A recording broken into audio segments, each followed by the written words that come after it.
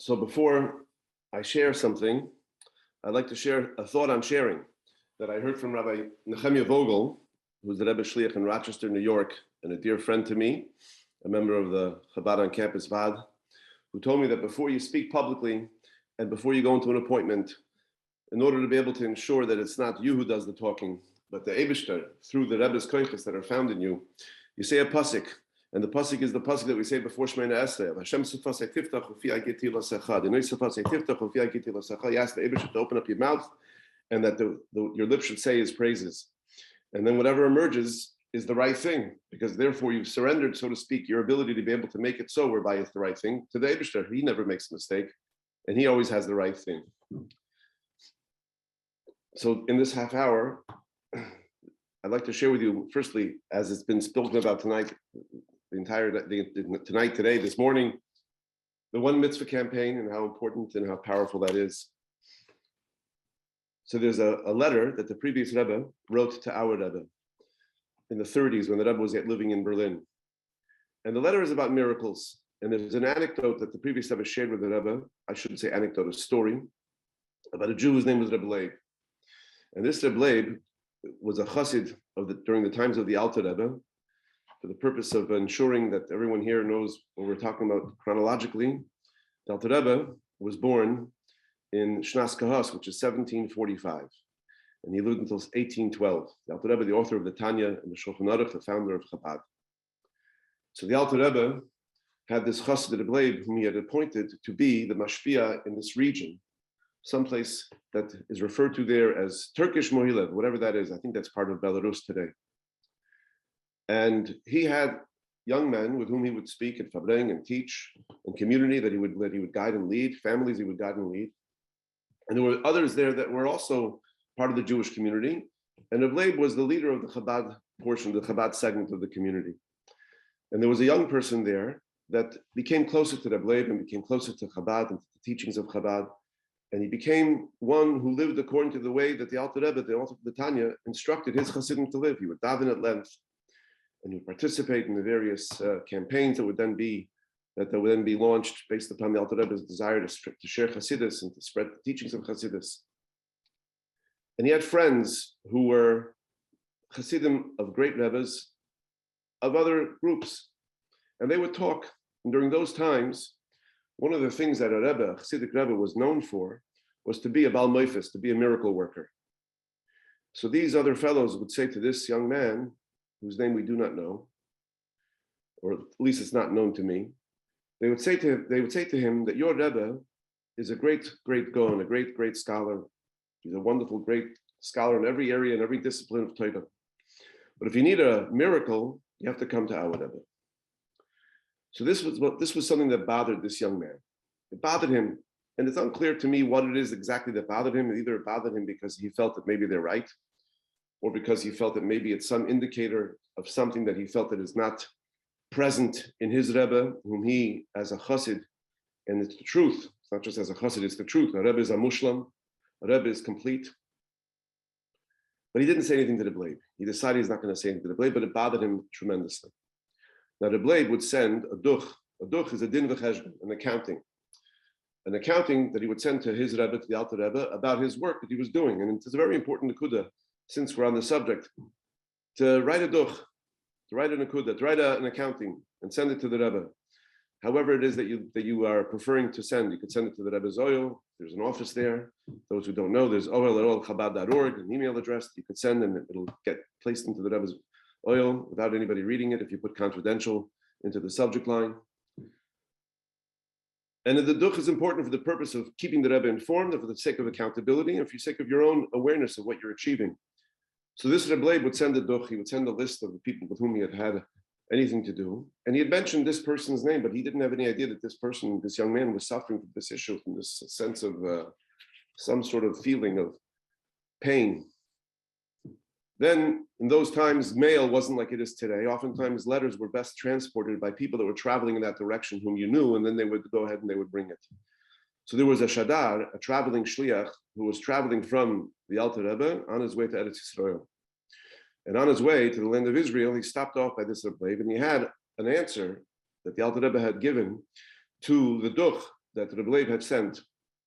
And this young person's name was on the duch, or maybe who knows if it was or it wasn't, but the Alter Rebbe had written about him as follows. And if you look it up, it's printed in Hatamim, it's printed as well in, I believe, in the Friedrich Rebbe's letters. I think that the language there is that the Alter Rebbe instructed Rebbe,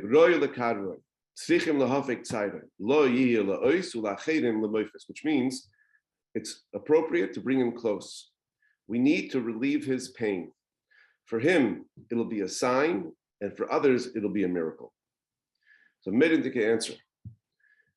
That seems that's clearly understood. He's in pain, we have to help him, we have to remove his pain. For this chassid, it'll be a sign, it'll be an indicator. It'll be an indicator of my relationship with him. The Alter Rebbe says to the Rebbe to tell this young man that this is an indicator that I am thinking of you, I know of your pain, and I know that you are needing my attention. And for you, it's a sign of my relationship with you, of my love for you. And this is something that we know, this is the way the Rebbeim are. The Chut HaMatavech, the connector between the Rebbe and the Chassid is love. So this Chassid needed to feel this sense of closeness. And for him, it was a sign that the Alter Rebbe and him are connected. And for anyone else that's there, it'll be a moifis. They'll say, oh, give a cook, a moifis. Alter Rebbe, how did he know? How did he know? Who told him? It's a moifis, it's a miracle. So I think it's very clear here that a person chooses what type of a relationship they want to have with the Rebbe. They want to have a relationship of ois or moifis. It's geschmack to have a moifis. Surely it's geschmack to have a moifis, no question. But then it's all about, the latest, what's on the show next. When it's an ois relationship, it takes a lot more effort. And indeed, this young man had to endure some pain to be able to experience the ois. And that's something that is very difficult also as well, to say that that's the way to be. So how do you manage? So I think about this story a lot, and the reason is because, as I've just now mentioned, it seems like as if it's all about the young man. Is it ois or is it moifis? What am I here? But there's a third option. There's a third option that we can learn from this story that to me is so clearly powerful and truly the way, which is, I would love to be the young guy in the story. Of course, Dr. Rebbe to say to me, you're my man. But think about really the blade for a minute.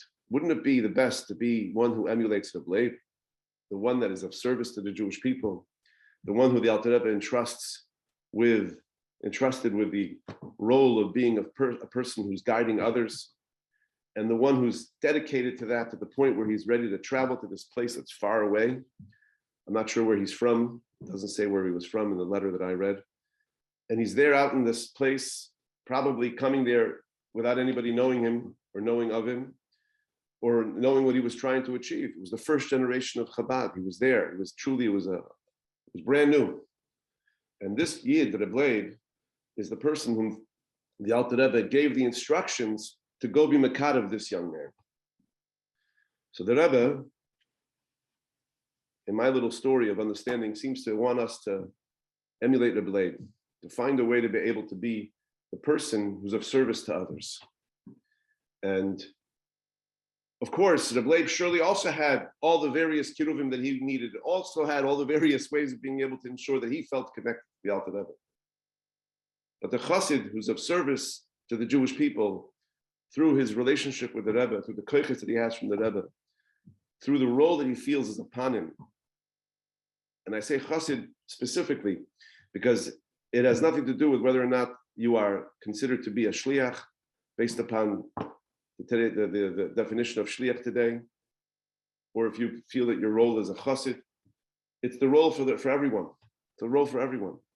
Everyone has the opportunity to be like this Rebbe, to be trusted by the Rebbe, to be given the role to be able to guide and steward young people or middle-aged people or old people. As I get older, it seems that youth gets bigger and bigger and bigger, towards being one who has a real relationship with the Eibishter by being a chassid of the Rebbe.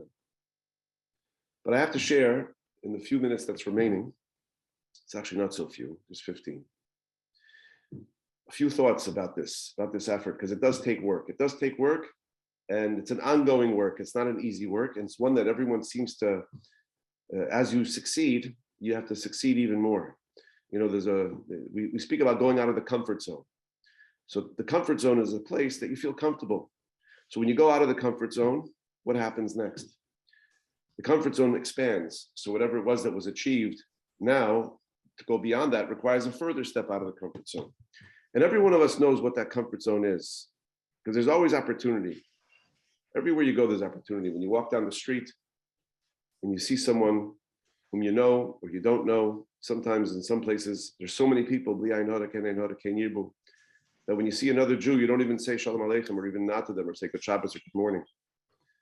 And that's out of the comfort zone for some. For others, it's to pick up the phone and make a phone call and ask someone, hey, how you doing? Was machst du? Or ask someone to join you in some good thing and some good effort. But clearly the role of a chassid today is to break through that sort of divider. And the benefit of being of service, the reward for being of service is the opportunity to be able to be of service again, right? My very dear friend and mentor, and my father's very dear friend, Rabbi Yossy would say that if the Rebbe, how do you know if you succeed? If the Rebbe gives you another chance to do something else further after that, that means you succeeded in what you did before. So the greatest opportunity to be of service is the opportunity itself to be of service. But it's not something that comes easily, and oftentimes requires some measure of set aside, personal preference set aside. So there's a beautiful story that Rebbe told many times, and every mashpia that has ever tried to influence people in their way of thinking has told it, and it's been published numerous times. I'll tell it very briefly. That Rebbe told the story of a chassid that was going home from a fabrengen in Russia, and he was feeling a certain sort of way where he didn't feel limitations, and he didn't feel that he has to be careful how he conducts himself. He can be free, he can be open. He's going in the street, and he's, as a chassid is after a fabrengen, and a Russian policeman hears this commotion of this Jew, and he asks, who goes there? In Russian, he goes, Toidat, who goes there? Who's there? So this chassid, without thinking, without answering, without sort of thinking, what's he going to answer? He's speaking to the Vorsteher of the Tsar. He's speaking to the representative of the Tsar. At night, in many cities, the police that's on the beat, the cop that's on the beat, he is the law. He says, Bittelgate. Bittel is going. Bittel means surrender, one who sets aside his personal preference. And now he is surrendered to the Eibishter, surrendered to God Almighty, in a way that's no longer about him and his koyach, his ability, what he can do, what he can't do, what he can achieve, what he can't achieve. It's about his being a conduit for the strength and the energy that the Eibishter, Almighty God, sends to him. As a chassid, we know that everything that we have, the Rebbe himself wrote this in a letter shortly after Yud Shvat Tafshin Yud, 1950. I believe it was on Gimel Tammuz Tafshin Yud Aleph, maybe it was Tafshin Yud, I can't recall. That everything that we have, Gashmi and Ruchi, all things that we have, physically, materially, spiritually, everything that we have, comes Mimenu Bal Yodai, from and through the Rebbe. So in order to be able to set aside, one has to set aside.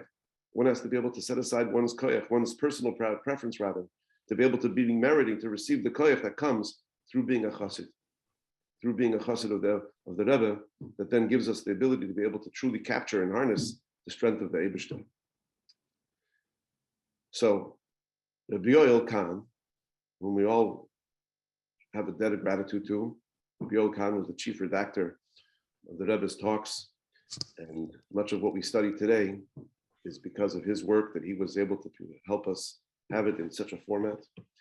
Rabbi Yoel Khan would tell this story, and he would say, he would add that the story is a beautiful story, but there's another piece of the story, which is that there was another guy there.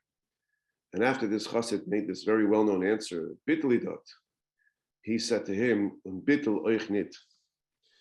Bittel also not. What does that mean? Bittel also not. Because when a person says, I am Bottle, you know who I am? I'm Bottle. Then he's already given himself some status that's not Bottle. So if a chassid seeks to be of service to the Jewish people by being a chassid to the Rebbe, and thereby be able to capture the koyach of the Eibishter, he seeks to do so in a way where he surrenders his own preference to the point where he doesn't even recognize his being one who surrenders his own preference. It's an avodah, it's an avodah. But you know what? I'll tell you this. You don't have to be meaning it sincerely to be able to do it. One of the things that we learn from the Alter Rebbe and Tanya is that what matters the most is how we experience life. Thought, speech, and deed. The Gimel Levushim, right? The three garments of the soul. What we think, what we say, and what we do. if we're truly, truly sincere to the depths of our souls, is a great thing to be. But not everyone can be truly so sincere. But everybody could be able to manage to, at some level, control their thought, their speech, and their deed. So sometimes if you have an opportunity to be of service and it seems like it's not such an easy thing to do, put yourself into that situation. Pick up the phone and make the call. Walk through the door. Say hello to the person. Open the conversation. Ask them if they want to do something. Ask them if they want to put on tefillin. The moment you engage, the comfort zone expands, and then it's no longer out of your comfort zone. It's no longer out of your comfort zone. And even though maybe in truth within you is a certain sense of trepidation, but thought, speech, and deed have been harnessed for the purpose of being of service to the Jewish people. That's what matters. That's what matters. That's what matters. So since it's these times, coming from Chavches Nisan to Gimel to Beis Iyar, the Rebbe Marash's birthday. Rebbe Marash's birthday is Beis Iyar coming up. So the idea of out of the comfort zone, I think, is very aligned with these sorts of with these times. And I'll share this with you. I'll share this with you in these last few minutes. That sometimes people that go out of their comfort zone don't know it, and others that see them are impressed, and it makes a difference. And the Rebbe told the story of a Bostonian. Now, Boston is a city in Massachusetts. I was born and raised in a place called Worcester, Massachusetts, not too far from Boston. And people in Boston are fans of the Red Sox, but that's not negayah to this Fabrengen. But anyway, the point of the matter is that there was a Bostonian that was walking in the street, and he looked like a Chassidish Yid, Chassidish Bacher. He had a beautiful beard, payas, tzitzis. So someone that was there, a Bostonian, a shopkeeper, saw this yeshiva bacher. So he asks the guy, he says, "From wann kommt der Yid?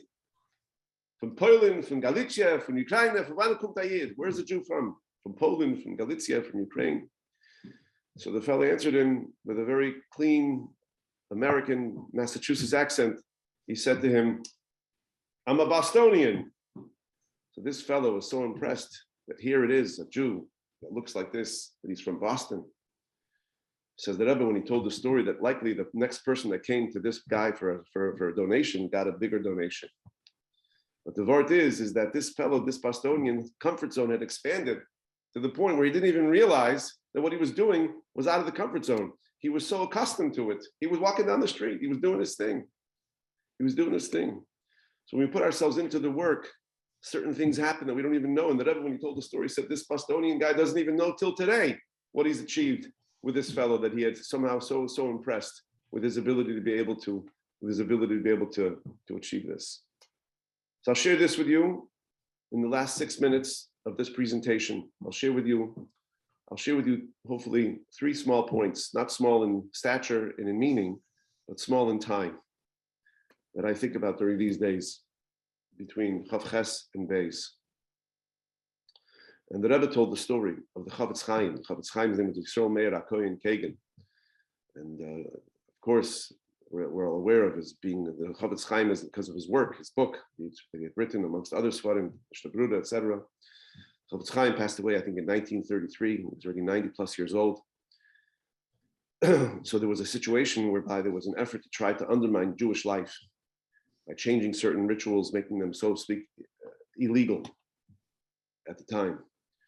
Chofetz Chaim lived in Radin, which is, today it's in Belarus, then it was part of Russia, presumably. So there was a delegation that had gone to try to speak to a minister to try to change the situation somehow. And on the way back, they stopped in Radin, and they gave a report to the Chofetz Chaim that they did not succeed, and they gave really good reasons why they didn't succeed, legitimate reasons. So the Rebbe told the story. And the Rebbe told the story, the Chofetz Chaim looked at them and he said to them, he said, "Did you chalish? Did you faint? Did one of you faint when you spoke to him? If the matter would have really been important to you, you would have fainted when you spoke to him." When the Rebbe spoke these words, he said it with a lot of emotion. And I heard the recording so many times. The Rebbe said, Eib de Sache gewinnt, dir ne Geos, da chalischen, wenn du das bekommst. Hat dem jetzt von euch gechalischt? That's the comfort zone that we have to break through. The breakthrough comfort zone means it has to matter to us. And when it matters to us, then we're able to be, indeed, the Rebbe's chassid, the Rebbe's servant, the way that the Rebbe can make use of us. And truly so. Like Rebbe, like so many others over the course of these last hundreds of years, for all of the 7 Rabbeim. And during these times, for our beloved Rebbe, so many thousands of Yidden are shluchim and chassidishim gelait, chassidishim mishpaches, and chassidishim women that are seeking to be of service to others, and mean it so, whereby the taka is meaningful to them. Baruch Hashem, nobody should chalish, but should mean it in such an item where they feel that way. Then I'd like to share with you this, and that is that our family, Isaiah was Yechid and Gordon. So there's a letter that was sent to him by the previous Rebbe's maskir, as well as a member of the Anholah of Temchit Mimim. His name was Chofetz Chaim. He was killed al Kiddush Hashem by the Nazis in Machshalom. So Chofetz wrote a letter to my Zayda, in which he said to him, he said, Yochanan, write to the Rebbe, to the Frierdiker Rebbe, tell him about what's going on in your family. And then he said, do you remember the situation, the scene that we both witnessed when we were together by the Fabrengen, by the court of the Rebbe Rashab, the 5th Lubavitch Rebbe? And there was a chassid there who was aroused. He was in a state of isachshus. He was emotional. He was awakened. He wanted to become better. And he said to the Rebbe Rashab, to the 5th Lubavitch Rebbe, he said to him, Rebbe, he said, Hat min in zinnen, have me in mind, which is really the very smart thing to do. You want the Rebbe to think about you. Who doesn't want that? And the Rebbe Rashab answered him, how to do mir in hartzen, which means you should have me in your heart. You should have me in your heart, which means that there's nothing wrong with asking the Rebbe to have you in mind. And what does the Rebbe seek? The Rebbe seeks that you should have him in your heart. Having him in your heart means it's an emotional relationship. It's permeating. It's not only intellectual. It's not only what makes sense. It's beyond what makes sense. It's in a way whereby now, it's not just about how I can make this work for me, my preference. It's about what's right and what needs to be done. It's about being out of the comfort zone. Bittul euch nit. And to conclude with a line that I heard from Rabbi Herschel Fogelman, Allah Shalom, the Rebbe Shliach to Worcester, Massachusetts, where my father was a Shliach as well for many years and where I was born. Rabbi Fogelman, after Chav Zayin Oder, so my friend Mati, Rabbi Fogelman's son, and I, we called up Rabbi Fogelman and we said to him, Rabbi Fogelman, what's going to be? What's going to be now? And he said, Weniger trachten und mehr tun. Weniger reden und mehr tun. Less thinking and more deed, more action. Less talk and more deed, more action. And that's the answer. And that's the word. And with that, we're going to be able to make sure that Mashiach comes and we will be ready to be Mekabel Pnei Mashiach Tkenu, Kodev Mamish. And he come immediately now, without even a moment, like the Rebbe would say, V'lo yikfon afilu keheref ayin. It shouldn't be delayed the amount that it takes to blink an eye.